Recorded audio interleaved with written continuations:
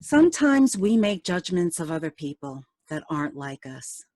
Perhaps they behave differently, think differently, believe differently, or perceive the world differently. In those situations, it's so easy to think, who are those people? Or even, what's wrong with those people? I'm going to give us a fresh take on answering the age-old question, who are those people? It's a pertinent question for us today. I am. Two of the most powerful words a self-differentiated individual can speak. I am, the words we use to claim our divine nature. I am a unity minister because I believe in the principles we teach. I believe we co-create our world. I believe that we are divinity having a human experience and that we are powerful beings. Right now, you and I have co-created this moment for us to be together. We have something powerful to share with each other in this present moment. Now, when I first heard that call, I'm not going to lie to you and tell you that when God whispered in my ear, Sheree, you will be a unity minister. I'm not going to tell you I said you be, because I didn't. Nope. In my human wisdom, I ran for about another 20 years. I had all these rational thoughts that contradicted my divine truth, my life purpose. You see, I believed I wasn't worthy enough.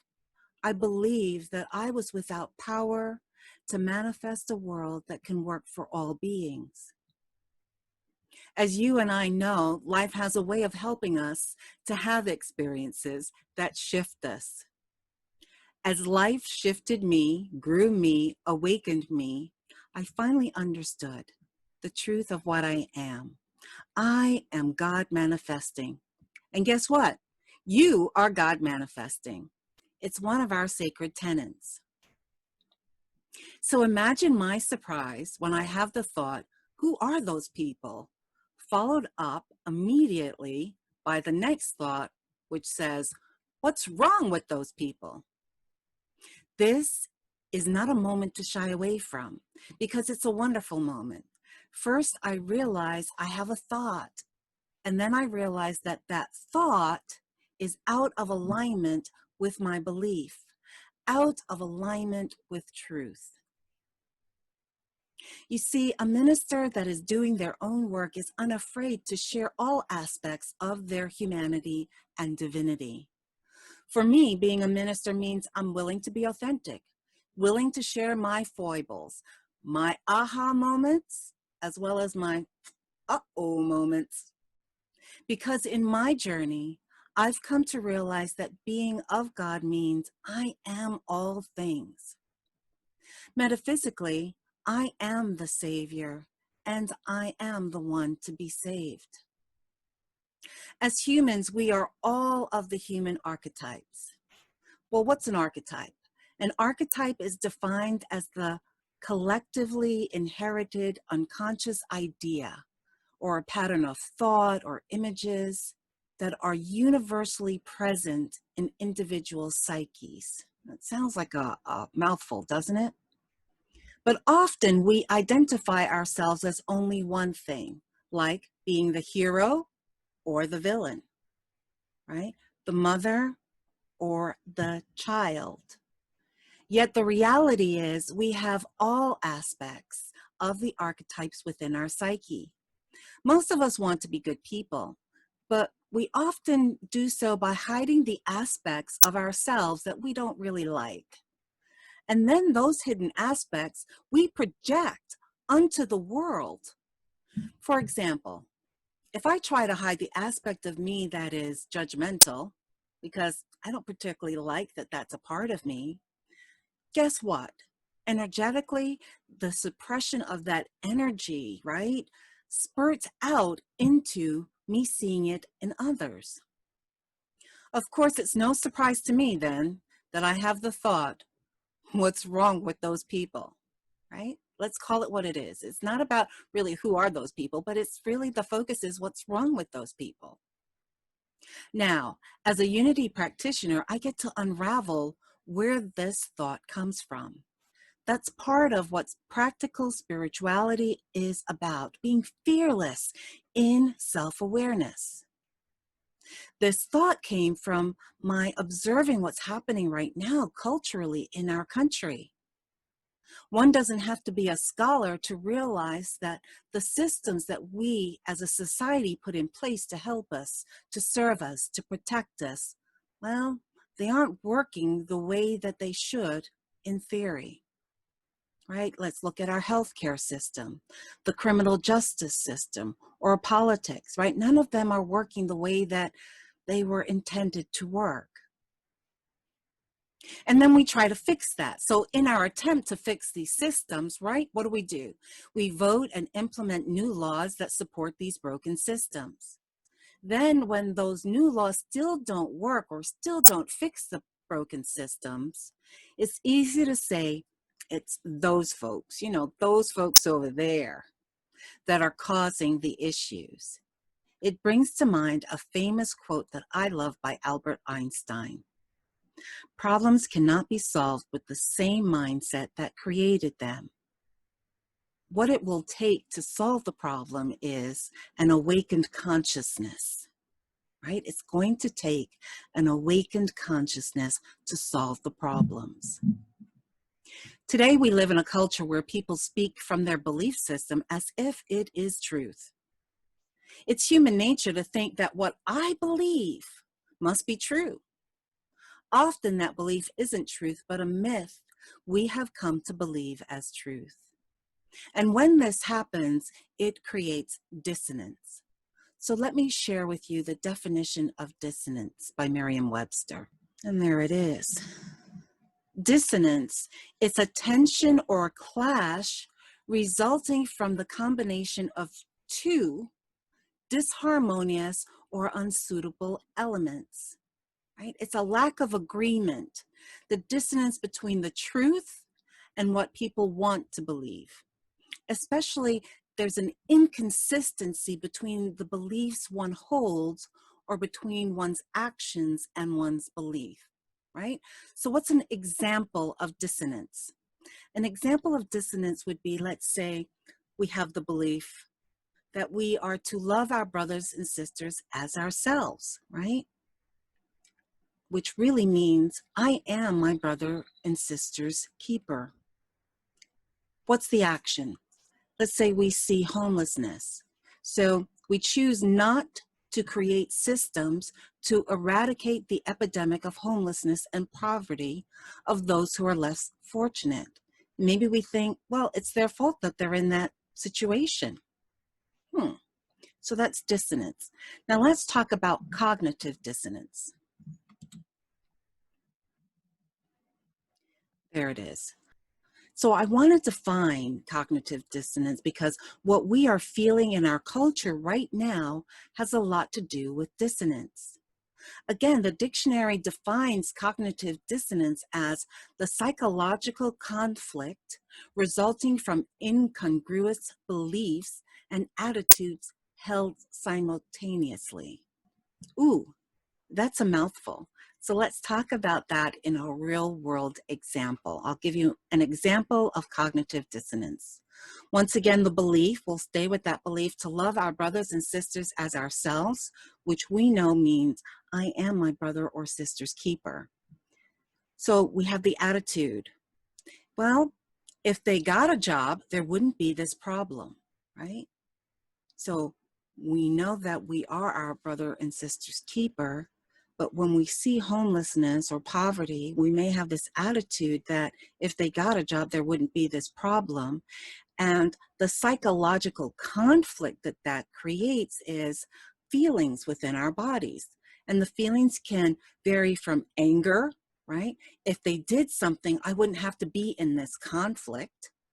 Could be resentment. I don't want to feel this way, being my brother's keeper when I'm trying to stay afloat myself. Could be apathy, that we're stuck doing nothing because we just feel overwhelmed. And we could even feel fearful, knowing that it could be us, that each of us, for the most part in the US, we are 2 paychecks away from being homeless, and then who would help us, right? And all of that psychological confliction impacts our body. There is a physical uncomfortability when we feel dissonance, and that can be resonating in our bodies as agitation, stress, insomnia, panic attacks, illnesses, and all the like, right? Okay. And we see that debate going on in our society right now, right? We see it in the debates in our society today. We have Christians, spiritual people, religious folks who follow our way showers tenet, right? Do unto others as you would have them do unto you.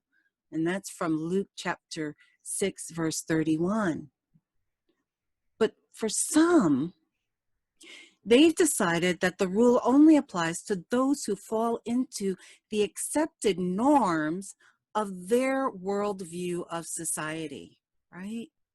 So, it's not applicable here to, let's say, same-sex marriage. They may believe that that is not in accordance with their world perception of how people should be. So there are Christians who won't acknowledge gay marriages. There are actually Christians and spiritual people who see any person of color as less than human or worthless. This is seen recently in our treatment of immigrant children who are escaping, death, poverty, persecution, and they're being held in cages. We may not be hearing about it right now, but that's still going on, being impacted severely by the coronavirus. And then there are those who are spiritual, Christian, that are also in acceptance of the treatment of Black lives, the treatment of Black lives as disposable, not of value. Basically, legalized slavery, which is known as our prison systems, has raised the current alarm that we have with the Black Lives Matter movement. Dissonance is having the belief of loving our brother as ourselves while behaving with violence to them, or having any thought that separates us from each other.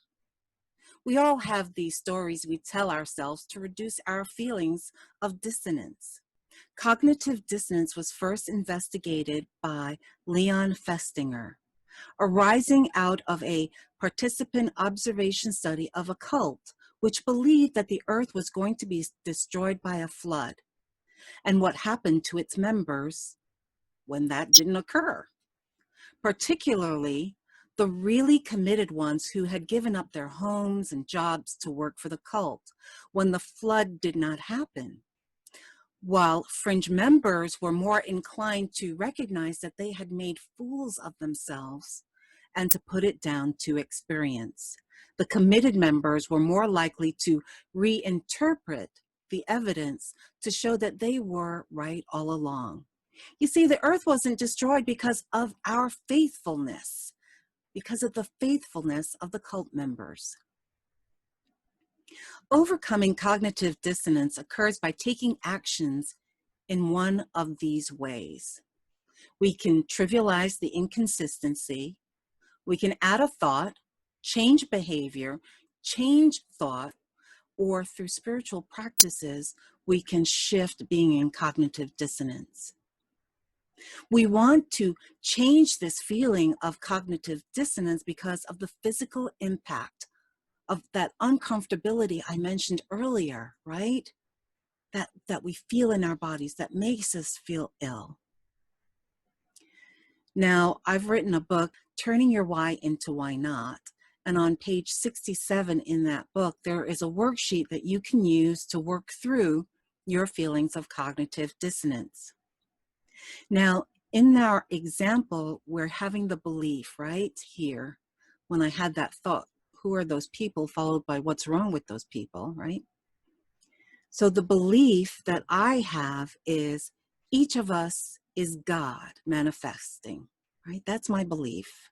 Each of us is God manifesting.